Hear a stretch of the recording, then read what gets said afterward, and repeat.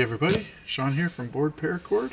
Today we are going to do a bracelet using some 95 cord and some 550 cord, which I have about 3 feet of the 550 here. And I have about 6 feet of each of these two colors.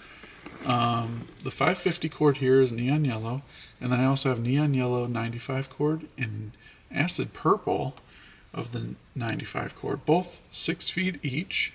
So a total of 12 feet of 95 cord. Probably a little more than I need, but I always like to go a little more, absolutely a little more than being short. So first thing we need to do is find our center point. So by doing that, you take your two ends here. Oh, and I can explain what we're doing here too. So we're doing a loop and knot closure. So you have a loop at one end, and then we're going to do a double or a diamond knot at this end. And if you look at my channel, you'll find a couple videos on how to do this 2-strand diamond knot, but I'm going to go through it with you anyway. So once you have your center point, I like to take my middle finger and just put it inside of this loop here. And then I have a mark here where I need to start the diamond knot, and I'll show you how I got to this mark. So what I did is I took the loop at one end, wrapped it around my wrist, and then I basically gave myself about 2 fingers inside of this. So 1 and then 2, and I put a mark right where that paracord touches. So you can see that little black mark right there. That's where we're going to do our knot.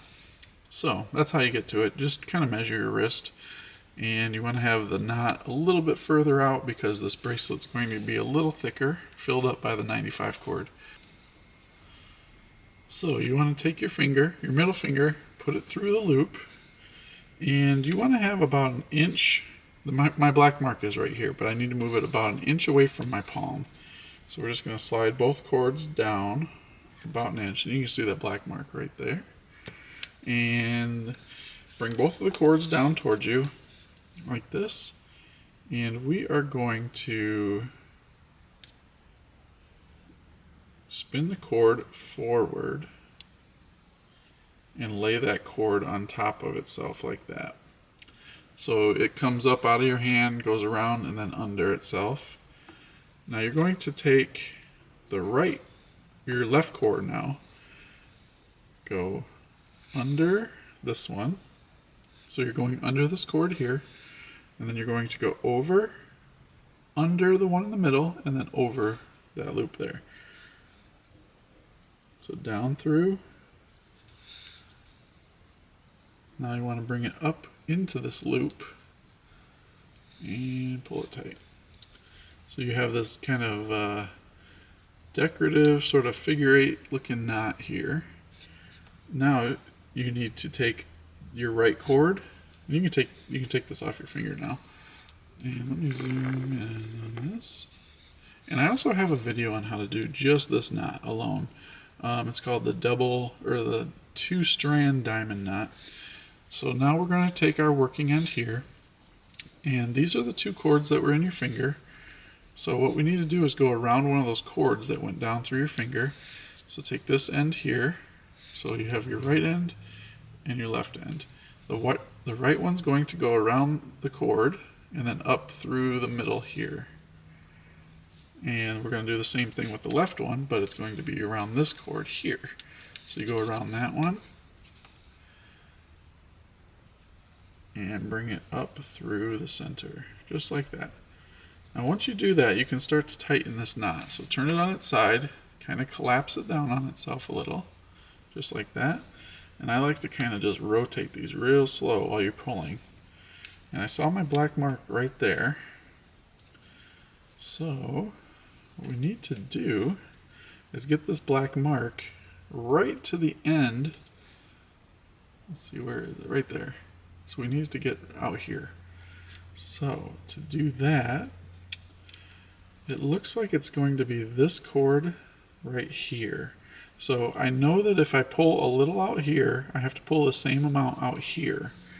So we're going to work these 2 cords back just a little.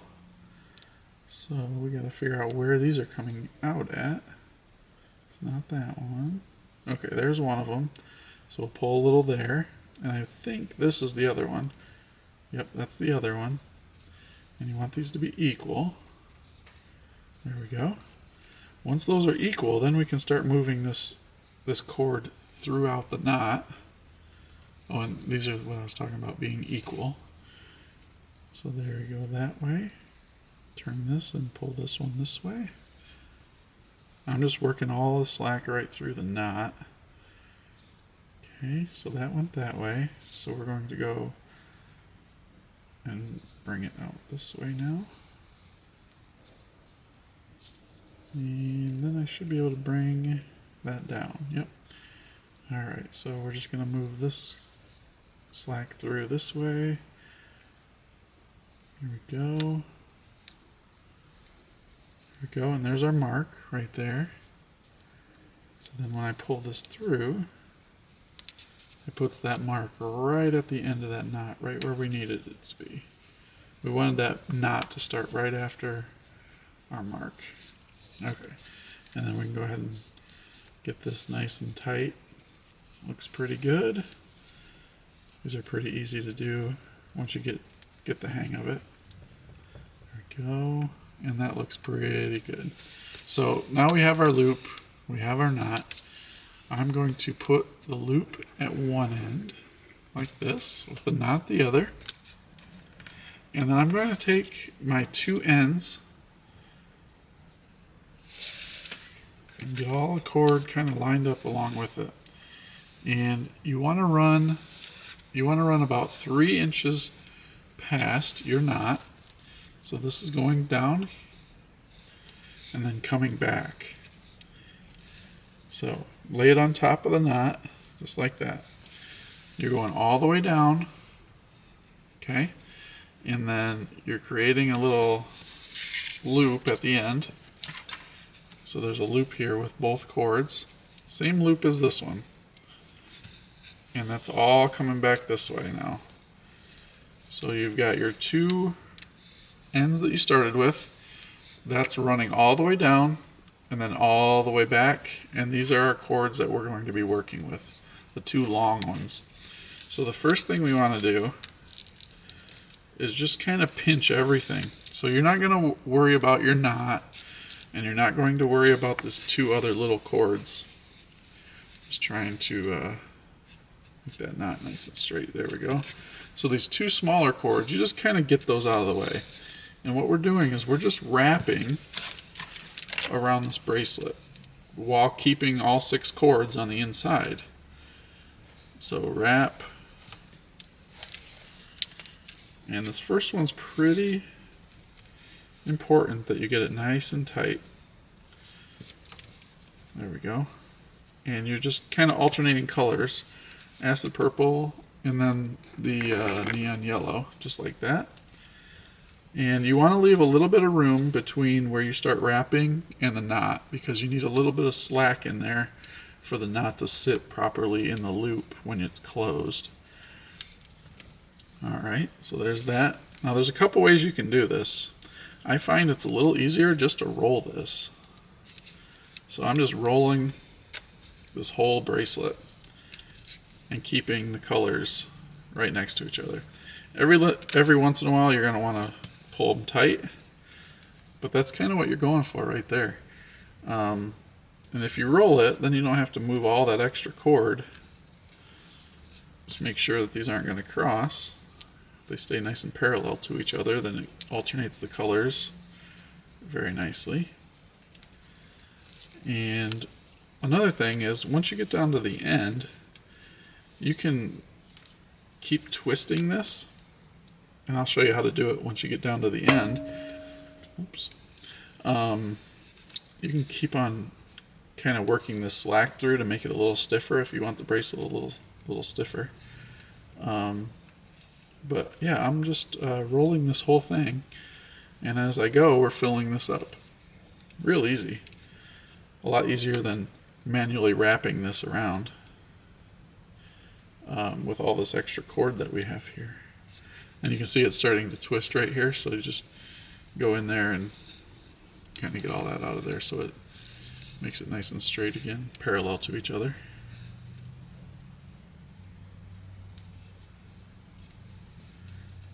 There we go. And we're about a third of the way. So this doesn't take very long at all. I'm going to go ahead though and get this all the way down until we have our loop at the end, and then I'll show you what we need to do to get everything tightened up and all finished up. I'll be back. Okay, so as you can see, let me back this up a little. Got pretty much this whole thing done. It was real easy. I do need to tighten it a little bit, I think, but this literally took me about 2 minutes to do this whole thing here. So now we have 3 loops here at the end. So the 550 cord, that's going to be the loop that we put our knot through. So you want that to be, I don't know, I can get my thumb through there pretty well. That's a pretty good loop for what you need it for. Get that out of the way. What we're concerned about is these 2 loops here. Now, what you need to do is take both of your 95 working ends and take it through the loops. So there's 1 and there's 2. And these are going to come out the side, just like that. So you have your 2 working ends here, and then remember those 2 pieces that we had here? Well, all we're going to do is pull on those, and you're going to see this loop right here of the 2 loops of 95 cord. Right here, you got your purple and your yellow. As I pull on these, and you got to pull kind of hard, they start to pull in. It's kind of hard to see. And when they do pull in like that, basically, and we want to make sure that these stay nice and parallel to each other. So we'll pull. Oh, I'm way too close. Sorry about that. When it pulls in, you want to make sure that your cords aren't getting twisted so that they maintain that pattern. And as I pull again, I'm just tightening, basically tightening down on that so that those cords can be snipped right there, and then we can fuse it. So, let me do this, that all. And you can see I made this a little loose, so I'm going to go back and tighten this after I'm finished here, because I can still tighten it over here at this end. So let's go ahead and get these cut, and we'll get those fused in there. So all I'm doing is cutting these really close, like this. And then I'm going to get my, let's use my smoothing tool this time.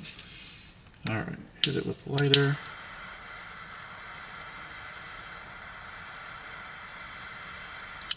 Go, and then just smooth that over. That. Perfect. So there's that. And then we do the same thing with this end. So I just want to cut this and make sure that it doesn't slide back into itself. So we'll cut this here. The melt futuristic torch lighter. That. Fuse it into itself. That's what the smoothing tool really does. Not only does it kind of fuse it into itself, but it makes the edges of the cord that you melted nice and smooth so that they don't attack your skin. Now there's 2 things you can do. You can cut this right here and just let this fray out. I've seen a lot of people do that.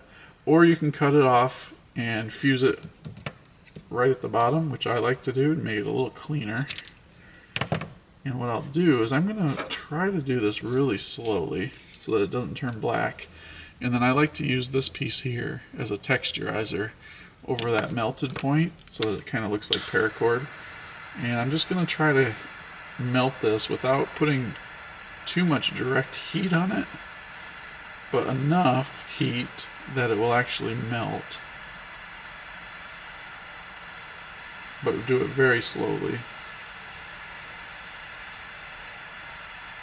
There we go, that's what I was looking for. And then we'll add the texture to it by rolling this over it. Just like that. And it's not the cutest way to finish that because you do have that melted point there, but it works really nicely. But there it is. That's the bracelet. Hope you like this one. It's pretty cool. I don't even know what to call this. But it turns out good. It's great for sports teams. And make sure you check us out, BoredParacord.com. And until next time, paracord on.